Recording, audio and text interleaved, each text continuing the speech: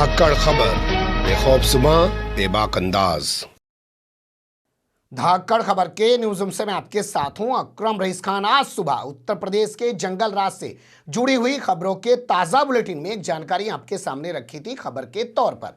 उस खबर को रखते हुए मैंने कहा था कि कुछ ही देर बाद यानी कि शाम तक बोलती हुई तस्वीरों की ज़बानी पूरी कहानी आपके सामने रखूंगा। खबर यह थी कि एक हिंदू लड़की की मौत हो जाती है। ये हिंदू लड़की वो हिंदू लड़की है जिसने साल भर पहले एक मुस्लिम लड़के से प्रेम विवाह कर लिया था। बस इसके बाद भगवा गैंग का, भगवा गुंडों का खून खोल जाता है। वो सड़कों पर उतरकर तांडव मचाते हैं और चुन चुन के मोहल्ले के घरों को तो निशाना बनाते ही हैं, बाद में बाजार में पहुंच जाते हैं और वहां पे मुस्लिम कम्युनिटी की जो दुकानें हैं उनमें भी तोड़फोड़, आगजनी, बवाल करते हैं और पुलिस हमेशा की तरह मूक दर्शक बनी रहती है। तो कैसे वो तस्वीरें आई हैं और क्या वो तस्वीरें कह रही हैं, ये आपके सामने रखने जा रहा हूं और इसके साथ ये डिटेल्स भी आपके सामने रखने की कोशिश करूंगा कि क्या आगरा में पहली बार ऐसा हुआ या इससे पहले भी आगरा में इस तरीके का तांडव मचाया जा चुका है, और क्या उत्तर प्रदेश में आजकल सिर्फ आगरा में ही ऐसा हो रहा है या कई और जिलों में भी इस तरीके से बवाल काटा जा चुका है। हर चीज़ से कराऊंगा आपको रूबरू, लेकिन फिलहाल चलते हैं खबर की तरफ। देखिए, जब मैं कह रहा हूं कि खबर की तरफ चलते हैं तो सबसे पहले आपके सामने जानकारियां रख देता हूं। आगरा का शाहगंज एक थाना है, चिल्ली पहाड़ा यहाँ का एक इलाका है। बताया जा रहा है कि मुस्लिम बाहुल्य इलाका है। यहाँ पर वर्षा नाम की एक लड़की, हिंदुस्तान अखबार कह रहा है 22 साल की लड़की है, अमर उजाला कह रहा है 25 साल की लड़की है, इसकी मौत हो जाती है। जैसे बहुत सारी विवाहिता होती हैं, शादीशुदा महिलाएं होती हैं, उनकी ससुराल के अंदर मौत हो जाती है। परिवार के लोग उस वक्त भी आरोपी लगाते हैं कि दहेज हत्या हो गई है, ये हो गया, वो हो गया। उस टाइम भी हंगामा होता है। लेकिन यहाँ क्योंकि मामला हिंदू मुस्लिम का था, इस लड़की ने मुस्लिम लड़के जिसका नाम अरमान और फहीम था, कार मैकेनिक है वो लड़का, उससे शादी कर ली थी। तो बस भगवा गैंग के गुंडे यहाँ पर पहुंच गए और उन्होंने यहाँ तांडव मचाना शुरू कर दिया। बताया जा रहा पूरी बस्ती के अंदर जो ये पूरा इलाका है इसमें तांडव मचाया और इसके बाद ये भीड़, ये जो रेला था, ये बाजार की तरफ पहुंच गया और वहां जाके चुन चुन के इन्होंने मुस्लिम कम्युनिटी की जो दुकानें थी उनको निशाना बनाया। सीसीटीवी फुटेज सामने आया है कि वहां पर मोहम्मद कैफ की कपड़े की दुकान है, वहां पे इन्होंने ये पूरा तांडव मचाया। लड़की का भाई दुष्यंत और उसके साथ भारतीय जनता युवा मोर्चा का क्षेत्रीय मंत्री गौरव राजावत उस मौजूद था और उसके अलावा महानगर अध्यक्ष जो है वो भी मौजूद था, शेलू पंडित उसका नाम बताया जा रहा है। और इन लोगों ने जय श्री राम के नारे लगाए और खूब बवाल काटा। बोलती हुई तस्वीरों की ज़बानी कुछ कहानी देख लीजिए। मरवा दो हिंदुओं को, तुम जैसे लोग तो मरवाते हैं, सारे आग लगा दूंगा माता चौकों में, तुम जैसे लोग मरवाते हैं सारे सर पर चढ़ाते हैं। ठीक है, बहुत बड़े ने सर पर चढ़ा के बैठा ना, बैठाइयो। अच्छा मालिक बात है ना, अच्छे कहना तुमको सब तू करता है, सब तेरी बात सुनता रखिए। ये जगह नहीं है, तो तुझे ड्रामा साथ तुझे देखूंगा। चलो निकल जा, ये जगह नहीं है। बहुत बड़ा ने गौरव कंट्रोल करो, सही ऐसे सबको बड़ा कैसे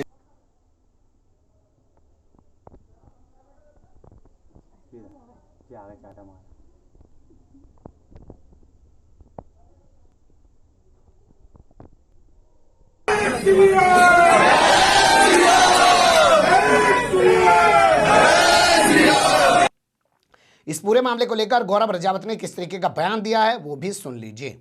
आ रही है पुलिस हमें रोक नहीं पाएगी। हिंदू कमजोर नहीं है,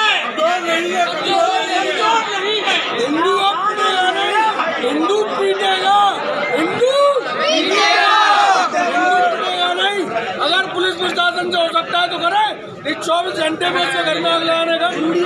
बिल्कुल भैया बिल्कुल। हिंदू सुन लिया आपने गौरव राजावत को, किस तरीके से वो भड़काऊ भाषा का प्रयोग कर रहा है। लेकिन जब हमने अखबारों को सर्च किया, तमाम चीज़ें निकालने की कोशिश की तो पता तो चला कि पुलिस मौके पर पहुंच गई, लेकिन पुलिस ने इन दंगाइयों के खिलाफ कोई कार्रवाई नहीं की। उल्टा इनकी तहरीर पर, वैसे होना भी चाहिए भाई, 7 साल के भीतर अगर कोई शादीशुदा महिला मर जाती है, किसी भी हालात में मर जाती है, तो ससुरालियों के खिलाफ 304 बी आईपीसी यानी कि दहेज हत्या का मुकदमा दर्ज होता है। और इस एक्ट को जब आप पढ़ेंगे तो इसमें प्रावधान है कि आपको किसी तरह के कोई सबूत की भी ज़रूरत नहीं है। 7 साल के भीतर पर महिला की मौत होनी चाहिए उसके ससुराल में।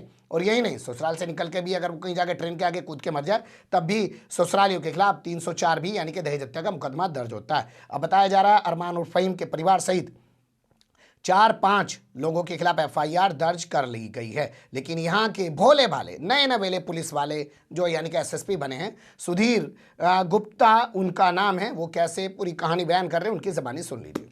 देखिए, ये एक युवती थी जिसने दूसरे समुदाय के लड़के से शादी की थी और वो बीच में यहाँ से चले भी गए थे, अब फिर पुणे यहाँ के रहने लगे थे जैसा कि बताया गया है। और उसने आज जैसा कि बताया गया है, कुंदे से लग के उसकी संदिग्ध परिस्थितियों में मौत हुई है। उसकी बॉडी को उतार लिया गया था और पुलिस सीओ साहब भी यहाँ मौजूद थे और इंस्पेक्टर साहब भी मौजूद थे।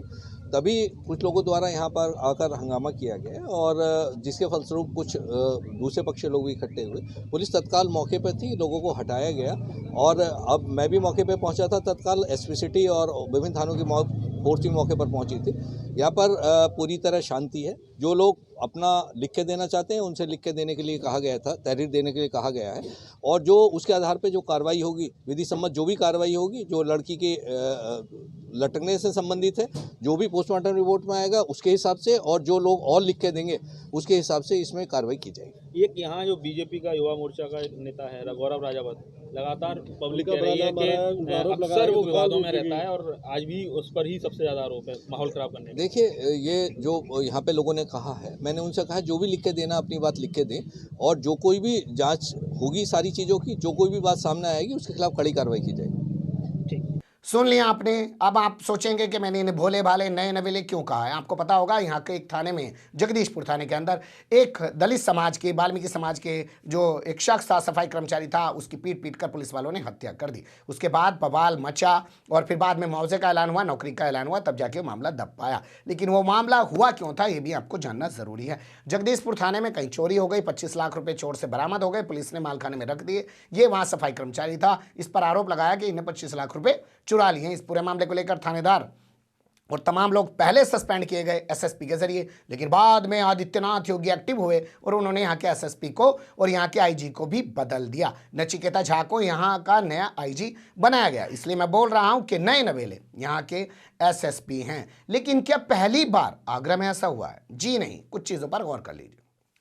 देखिए, आगरा में पहली बार ऐसा कुछ नहीं हुआ। ये तस्वीर मैं आपके सामने रख रहा हूँ। एक हिंदू लड़के के साथ बुर्का पहनकर गायब हो जाती है और वो हिंदू लड़का भी जिस वक्त उस लड़की को लेके फरार हो रहा है तो पठानी सूट पहने हुए था। हम जानते हैं पठानी सूट ज़्यादातर तो मुस्लिम कम्युनिटी के लोग पहनते हैं। इसके बाद जब सीसीटीवी फुटेज सामने आता है तो शहर का माहौल खराब करने की कोशिश की जाती है, सांप्रदायिक सौहार्द खराब करने की कोशिश की जाती है। बाद में वो लड़की दिल्ली के एक पीजी से पकड़ी जाती है और उसके दोनों साथी जो पकड़े जाते हैं वो दोनों हिंदू होते हैं। उनके साथ वो फरार हुई थी, लेकिन क्योंकि कुछ समय पहले ये लड़की एक मुस्लिम के साथ फरार हो चुकी थी जो मेरठ का रहने वाला था, इसलिए वहां का माहौल खराब करने की कोशिश की गई। बाद में पुलिस ने दंगा मचाने वाले, बवाल मचाने वाले लोगों के खिलाफ कोई कार्रवाई नहीं की, जैसे यहां भी कोई कार्रवाई नहीं की। लेकिन क्या ये पहला था? और भी बहुत कुछ था। ये तस्वीर मैं आपके सामने रख रहा हूं।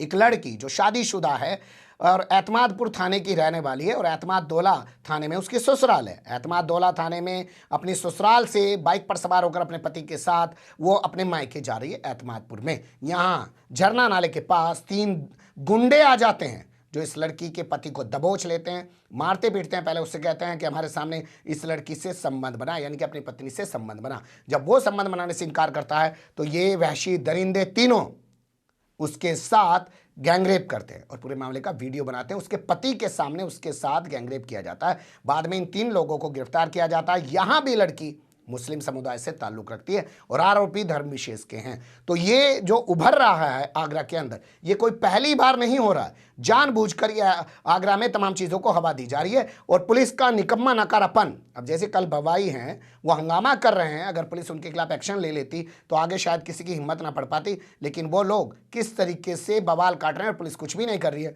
तो ऐसा देखम देखी करके बवालियों के हौसले बढ़ रहे हैं। लेकिन क्या उत्तर प्रदेश में पहली बार हुआ है? थोड़ा सा देख लीजिए ना जी, उत्तर प्रदेश में कोई पहली बार नहीं हुआ है, क्योंकि परसों ही मैंने आपके सामने खबर रखी थी कि गोरखपुर के अंदर एक घर पर झंडा लगा हुआ है, हरा झंडा, उसको पाकिस्तान का झंडा बता के वहां तांडव मचाया जाता है, घर पर पूरी बस्ती पर हमला किया जाता है और उसके बाद वहां खड़ी हुई गाड़ियों को तोड़फोड़ कर दिया जाता है, आग लगा दी जाती है। पुलिस मौके पर पहुंचती है, लेकिन पुलिस तब भी दंगाइयों के खिलाफ कुछ नहीं करती। जिनके घर पर झंडा लगा हुआ था उनके खिलाफ FIR दर्ज करती है, NSA लगा देती है और उनकी धरपकड़ शुरू कर देती है। वहां भी पुलिस ऐसा कुछ नहीं करती है। इसके अलावा जगह जगह से तस्वीरें लगातार उभर रही हैं और अगर आप इसको और बड़े स्तर पर ले जाएंगे तो पहुंच जाएंगे छत्तीसगढ़ के कवर्धा जिले में। कवर्धा जिले में भी भारतीय जनता पार्टी का एक नेता जो वहां का सांसद है, वो भीड़ लेके मुस्लिम आबादी में घुस जाता है और नंगा नाच तांडव करता है। अगर इस खबर को आप और बड़ा करना चाहते हैं तो आपको पहुंचना पड़ेगा त्रिपुरा। बांग्लादेश में कथित तौर पर हिंदुओं पर हुए हमले को लेकर, जबकि वहां की प्रधानमंत्री सीधे तौर पर कह रही है कि हम हिंदुओं के साथ हैं, हिंदुओं के खिलाफ जो हमले हुए हैं उन्हें बख्शेंगे नहीं। 400 से ज्यादा लोगों को उठा के जेल में डाला जा चुका है। बावजूद इसके त्रिपुरा में बवाल काटा जाता है मुस्लिम समुदाय के खिलाफ। विश्व हिंदू परिषद, बजरंग दल और पता नहीं ना जाने कथित तौर पे किस ने संगठनों के लोग वहां पे शामिल होते हैं। तो ये जगह जगह से तस्वीरें उभर रही हैं और बताया जा रहा है कि अगर बवाल मचाएंगे जो भगवा ब्रिगेड से जुड़े हुए हैं तो प्रशासन की औकात नहीं है कि उनके खिलाफ कोई कार्रवाई कर सके। प्रशासन उन्हीं के खिलाफ कार्रवाई करेगा जिनके खिलाफ भगवा गैंग आतंक मचा रहा है। ये एक तस्वीर उभर रही थी, मुझे लगा कि आपको रूबरू कराया जाए। बने रहेगा धाकड़ खबर के साथ। फिलहाल कमेंट्स के रूप में आप लोग अपनी राय दे सकते हैं, खबर को लाइक कर सकते हैं, चैनल को सब्सक्राइब कर सकते हैं और ज़्यादा से ज़्यादा हमारी खबरों को शेयर कर सकते हैं। फिर ऐसे ही किसी सुलगते हुए या उलझते मुद्दे लेकर मैं आपके सामने हूँगा हाजिर। फिलहाल अभी मुझे दी इजाज़त।